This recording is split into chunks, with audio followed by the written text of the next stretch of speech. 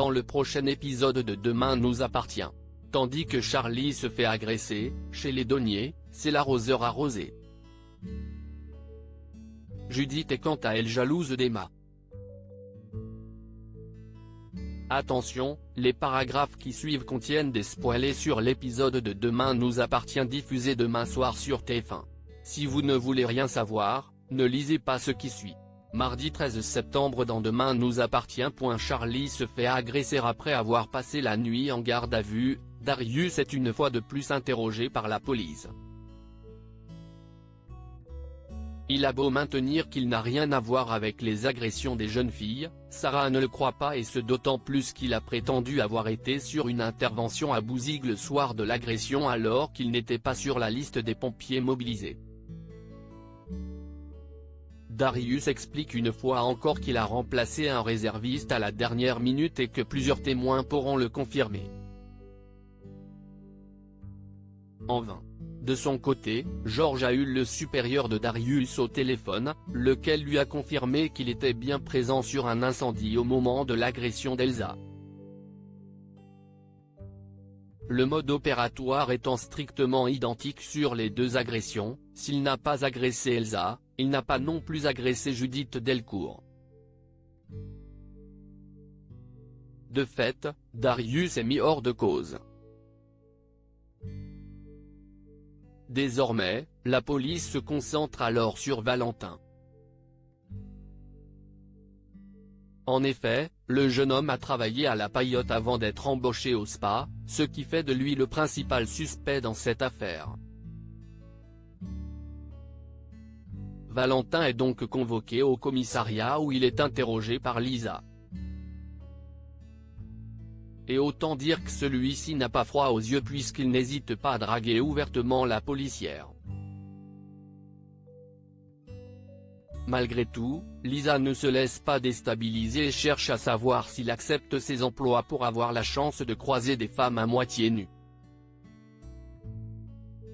Après avoir affirmé que non, Valentin précise qu'il n'a aucun problème à trouver des filles qui veulent bien enlever leurs vêtements pour lui. Concernant Timothée, Valentin indique qu'il ne l'a croisé qu'une fois. Georges, qui a assisté à l'échange derrière la vitre sans teint, trouve que sa collègue est une bonne interrogatrice. Pendant ce temps, Sarah se rend au lycée pour poser quelques questions à Gabriel qui confirme avoir passé la soirée du 31 août à jouer à la console avec Valentin.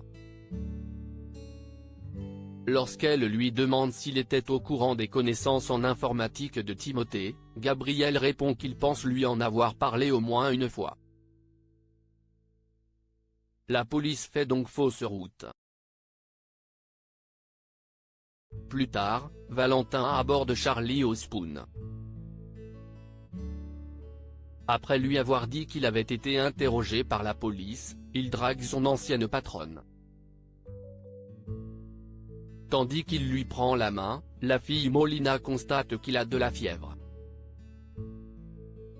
Valentin lui raconte alors qu'il fait une crise de paludisme, une maladie qu'il a attrapée en Afrique. Une fois la jeune femme partie, il prend de la quinine. En réalité, Valentin est bel et bien le ravisseur de Timothée. À la pelanque, il exige du fils Brunet qu'il se remette au travail. En effet, Valentin attend que Timothée efface ses données du serveur de la police. Peu après, Timothée réussit à prendre le contrôle des pare-feux et à rentrer dans le système de la police. Immédiatement, Roxane comprend que le ravisseur utilise Timothée pour effacer son identité et son casier du fichier des empreintes génétiques. Malheureusement, la police ne saura jamais ce qui a été supprimé et le commandant craint de plus que le ravisseur se débarrasse de Timothée. Pendant ce temps, Charlie se balade dans les rues de la ville lorsqu'un individu vêtu de noir sort d'une bouche d'égout et l'agresse. Heureusement, elle se débat et réussit à prendre la fuite. Chez les Daumier, c'est l'arroseur arrosé. Manon et Nordine prennent le petit déjeuner sur la terrasse et débordent d'affection l'un envers l'autre. Comme elle est assise sur ses genoux, le policier aimerait qu'elle s'installe sur une chaise pour éviter de s'attirer les foudres de ses parents. Tandis qu'ils s'amusent à se chatouiller, Manon et Nordine tombent par terre et s'embrassent passionnément. C'est à ce moment-là que William arrive.